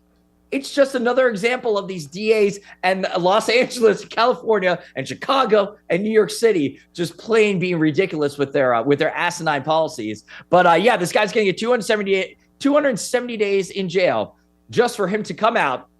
And last year, he stabbed somebody. Just a couple months ago, he tried stabbing Dave Chappelle. In 269 days from today, what's he going to do then? Pattern? You tell me. Let me ask you a question, because this is something near and dear to my heart. I have a number of friends that are police officers, played golf with one who said, look, the local prosecutor, a guy named Ryan Mears, was up for re-election here in Indy. And he's like, yeah, this dude and his policies are literally getting people killed. It's not just Chicago and the ridiculous there. It's all over the country, what we're seeing here. With soft, lenient, we're afraid, we're pandering with prosecutors. It's unbelievable. It drives me nuts. You know, I do a series every week on Outkick. It's called the Outkick Crime Files, and it's right. It's getting a lot of buzz, but unfortunately for all the wrong reasons, because people are actually seeing what's going on all across the country, as you said, and it's. Could you imagine being a family member who lost somebody, whether it's a child, whether it's a husband, whether it's a wife, to somebody that had a rap sheet of 16, 25, 60 plus arrests and was still able to go out there and commit another crime and ended up killing somebody? Where is the responsibility? Where is that you want the blame? It's deliberate negligence that's going on from our local prosecutors, DAs, mayor, pandering policies, judges that are looking for re-election, whatever it might be. This criminal justice reform is not working. And if anything, it's just enabling the criminals to get away with that much more. But if I lost a friend or a family member, I would what do you say to somebody knowing that the person that killed them should not have even been able to get out? It's crazy, man. It really is crazy. And where is my biggest thing, Dan, is where's the accountability? Where's the punishment for these rogue prosecutors? Where's their punishment? How do they get held accountable? They never do. Oh, sorry. We'll send you some funeral flowers. The hell is that? I lost a family member because of you and your pandering policies. Thanks for the flowers. You know what? I can't say what I want to say, but you know exactly what I want to say. I know what you want to say. Mike, I have incredible Catholic guilt. Stifling, dehumanizing. Everything that I do is met with 2 a.m, crap. And my wife's like, what are you worried about that for? I go, I don't know. Stifling. I could not imagine being a prosecutor and no, I left Slappy Johnny out and Slappy Johnny went and killed again. And I knew I was pandering in my soul. I knew I wasn't fulfilling my duties. I couldn't imagine doing that, Mike. And the worst part is, it's not like they're going to resign. How many times do judges give these lenient policies and these lenient sentences, or just like, oh, no bail, everything? Like, how about this? New York City, we just had this literally last week. A guy had a random attack, and it wasn't like a homeless person or something. Like, he has a family and stuff. Got mad at somebody, went after him, all right? Followed him with a metal baseball bat and struck him from behind. Struck this guy in the skull with a metal baseball bat. Was released less than 24 hours later on $7,500 bail. I don't know about you, but a couple things were run by me is I've had disagreements plenty of times in my life, Dan. I've never taken a baseball bat and decided to attack somebody and swing at them in their head like a psychopath. But also the fact that he does have a family, girlfriend, wife, whatever it might be, you think this would be a red flag for a potential domestic abuse coming. Are they going to be shocked when he attacks his wife or somebody else? Clearly, there's at least at the very minimum here an anger management problem. You can't be just running around New York City swinging baseball bats at people, and he's out less than 24 hours later. Crazy. And it's the guilt. Are they going to resign? They're not. It's just. It's wild to me. And what we're seeing now, because of things like Outkick, and of course the Outkick crime files that I do, and I urge everybody to go, please check them out. Outkick.com, just search guns, you'll be able to see them. Because with the rise of social media, these policies, these people can't get away with this anymore. We can't let them get away with this. We have to hold them accountable. We can't let the lunatics run around anymore. You know what I mean? Like with the rise of social media, with video going viral and seeing exactly what's going on, it's up to us, the people, it's up to you, the viewers, up to you, the listeners out there, to be like, whoa, something needs to change here. Local elections, whatever it might be, public pressure, make a difference. Get out there, because guess what? Criminals, anybody who's running around with a baseball bat or it's going to attack Dave Chappelle on stage after already stabbing and getting an attempted murder charge with his roommate, they don't care. They don't care. But you know who's going to care? You and I, when we become the next victims, or somebody we know become the next victims.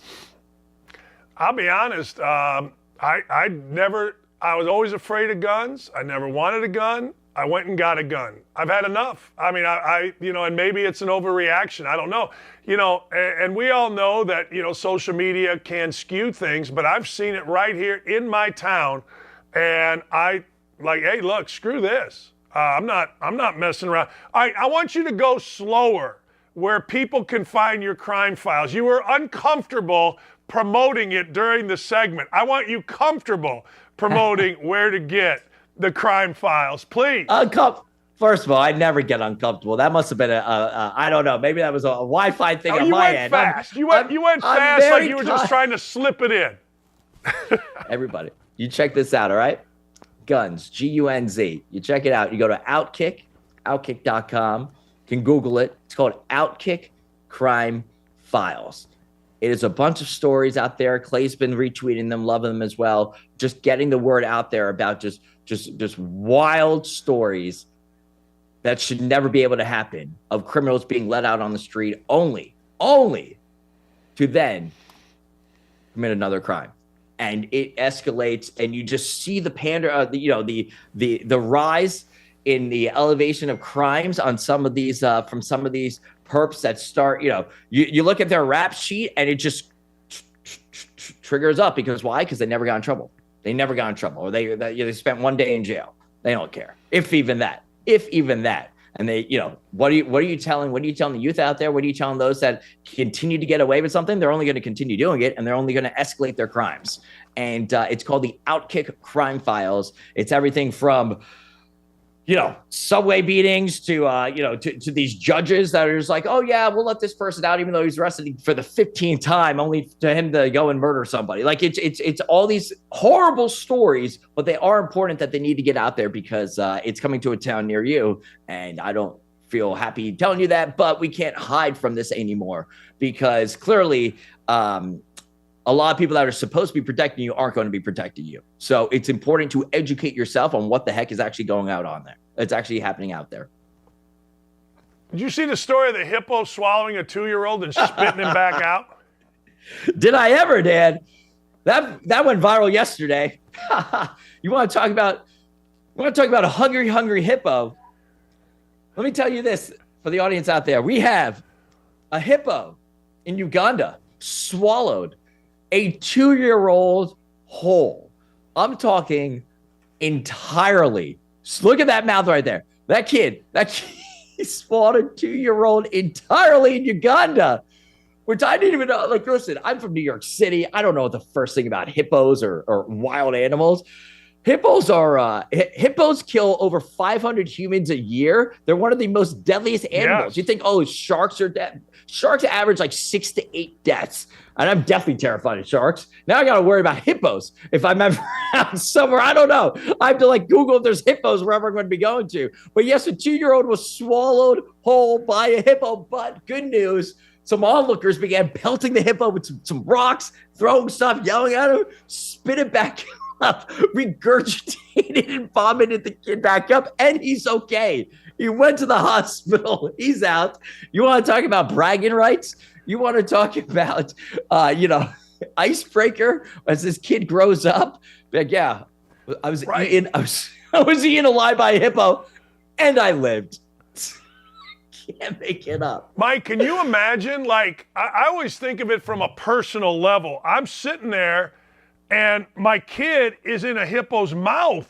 I mean, your first reaction is he's dead. He's in a hippo. How do I get? And I do know a little bit about hippos, and they are the most deadly, dangerous, horrific, eat you alive animals. Yeah. But imagine being the parent, and then imagine your kid comes back out of the thing, and that feeling would be unbelievable. It is truly. It's unbelievable. The fact that he lived to talk about it. And it's such a random story, but it ended in a great fashion. But yeah, you're exactly right. A 2-year-old. It's like Jonah and the whale, right? Isn't Jonah and the whale the same thing where he got swallowed and then he was out? Yeah. But it's the modern day. This 2-year-old from Uganda. But so that happened, everybody. Use that story during your Christmas and holiday parties this weekend. You can thank Double D and the Gun Show for letting you know about that one. Hey, let me go a different direction with you. And I don't have this, but I'm guessing you have an opinion on this. LAX, people are masked up. Philly high schools, everybody's got to mask up for 2 weeks. They're telling me and you that we're still in the middle of a pandemic. What's your overall thought on that? I think once people have control, they will do anything to never lose it.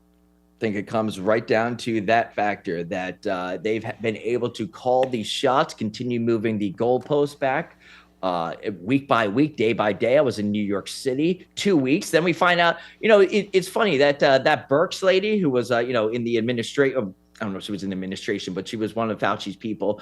She literally came out in her book and said that they knew it was never going to be 2 weeks. You could just see them kind of like smirking with each other, like, haha, we played a big joke on these people. They said 2 weeks, that was all BS. It was all BS for their own agendas. All right. And I lived in New York City. I still live in New York City throughout this whole entire time. Every single time the goalposts continually got moved back. Listen, we've dealt with different viruses and whatnot. Flu's been around for it seems forever. The fact is, isn't it funny that masks sometimes work, but then they don't work, but then we don't have to wear them, but now you have to bring them back? It's like, are we just going to have to wear masks every single year now during the winter time? Like, it just doesn't, there's no coherent policy, and that's what's so frustrating about it. And the last 3 years have royally screwed our medical industry and professionals, because the next time something, God forbid, but something will inevitably happen again, nobody is going to believe them because they royally screwed this up for their own agendas, and they have done irreparable harm to the doctors and the professionals out there. My favorite thing that we were always told is, well, consult with your local doctor. Well, if your local doctor told you to do something, that still wasn't good enough sometimes. Like, well, you told me to talk to my doctor. He said, don't do this, or maybe based on your personal condition, you shouldn't do that. But then you go out there and you're getting publicly shamed. Can't go into certain venues. Can't go here without this. Can't do that without this. Like, everyone's staring at you. I called the vaccine card, and listen, I got vaccinated. Fine, teach their own. Not arguing that. But I called the vaccine card years ago when it first came out. I called it the modern day scarlet letter, where you know what I mean? The vaccine card was the modern day scarlet letter, where if you did, it was public shame if you didn't have it. Then we find out that now you can just do anything with it. Like, there was never a coherent policy. And now the more we learn about it, the more it seems sometimes along the way from at least a policy decision, okay, we were played. All right, I'm going to give you the last story. This is something I would 1,000% do.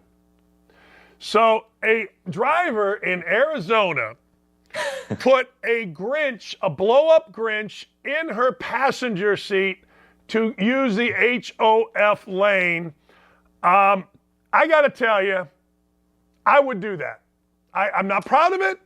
Oh, you? I would do you that. You did? Yes. You wrote on it. Yes, I would do it. I'm a bad human being. There you go.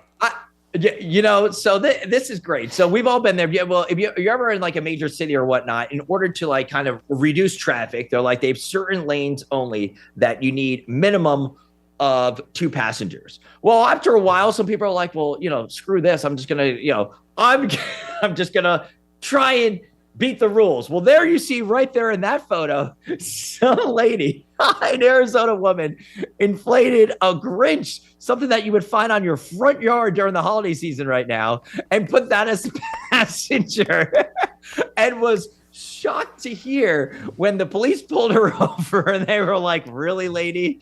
Really? Now, my argument, though, Dan, is I think I kind of take this a different direction. I say part of me is like, I think the cops should have just let her go. Like, part of me is just like, you know what? That's pretty witty. Like, lady, just don't do it again, but that's pretty good. Like, I'll let you go this time.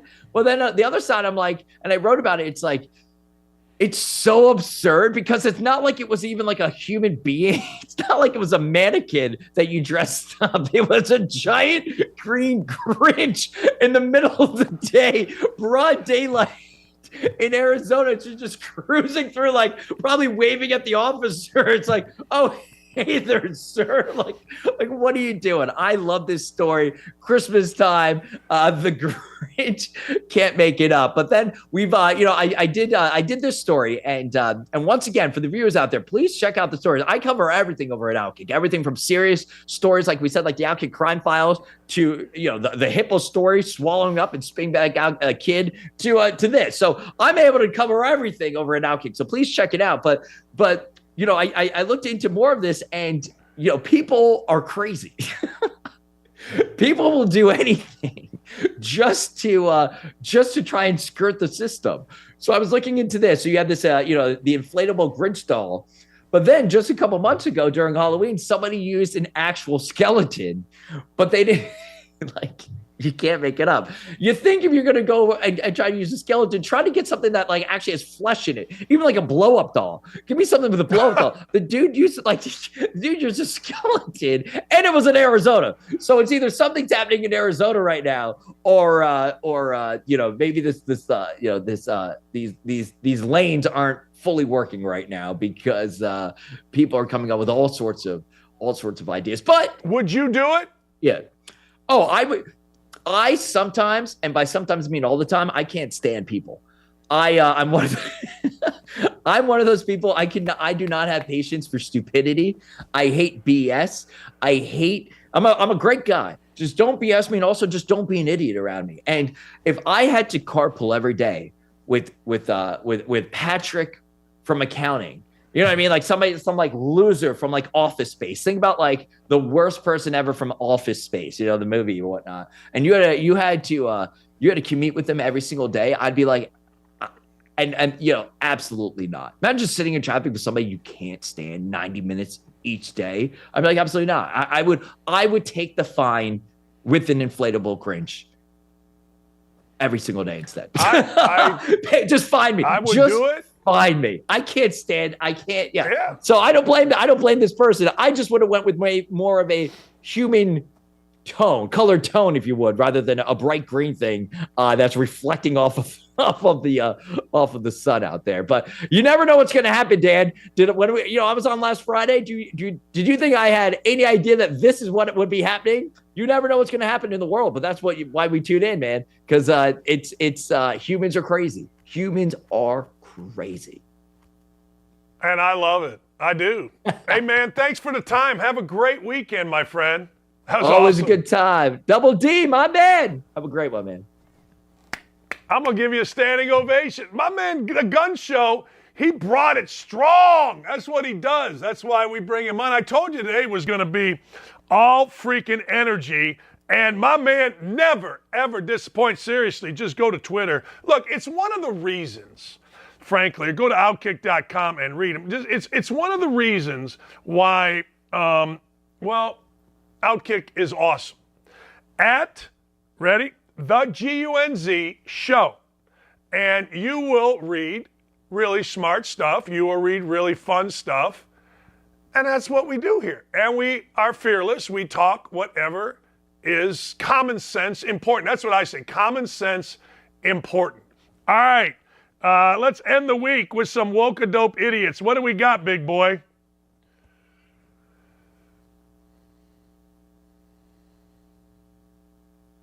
Oh, wow. That's our girl, right? That's our girl, Ann Lesby. She's not real. In my years at university, student educator, have taught me anything. It's that the world would be a better place if everyone hated America. We love Ann Lesby. Ann Lesby is a parody account, but she, he, it, they, I don't know, her, she's freaking awesome. I think pretty much everyone does hate the United States. I think everyone pretty much is like, yeah, I'm kind of over the United States. Kind of had enough. Last thing, one of the great things about Elon Musk buying Twitter is what Elon Musk is doing with Twitter. What's he doing with Twitter? Well, he's pretty much making everybody the same. One thing I have learned in my 14 or 15 years in, I call it entertainment, others might call it the media, is what entitled narcissists, seemingly D-bags, are simply because they are in the media. So the other day, maybe it was yesterday, Elon Musk did a Twitter Spaces, and on the Twitter Spaces with a bunch of media people, Elon Musk informed them, hey, look, you're not special. If you dox in real time, meaning you say where someone is in real time, you're going to get suspended. We saw it with that clown, Keith Olbermann. Why is that difficult? I mean, look, I'm not saying that Twitter should be the end-all, be-all policy making of everything, but actual doxing real-time celebrities leads to violence. You know, people say, well, if you say anything negative about the LGBTQ whatever community, then you're inciting violence. Totally not true. You're giving an opinion. But if you tell where a controversial figure currently is, and you saw it with somebody coming after Elon Musk's kids, that's a problem. Good for Elon Musk. Let's see what Elon Musk, let's keep a running total, tally on what Elon Musk has done. He has banned violent accounts on Twitter. He has banned sex trafficking on Twitter. I want you to think about that for a second. I want you just to think about that one for a second and then this one. He has banned child pornography on Twitter.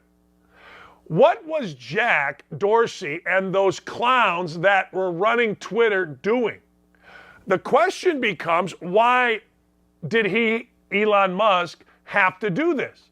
Why did he have to ban this stuff? Why wasn't it banned? Why was it allowed? And I'm not just talking about the clowns that ran Twitter. I'm talking about our government.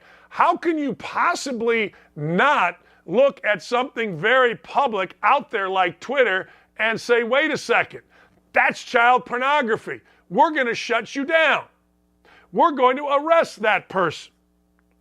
Domestic terrorism has been banned on Twitter. You think?